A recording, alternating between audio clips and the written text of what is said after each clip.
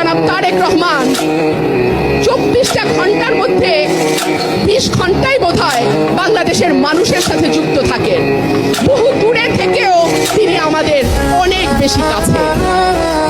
আমাদের এই 2 দিনের দুনিয়ায় এত অহংকার কিসের? নিঃশ্বাস তো কারোর জন্য অপেক্ষা করে না, হইলে চলে আর নাইলে চলেই যায়।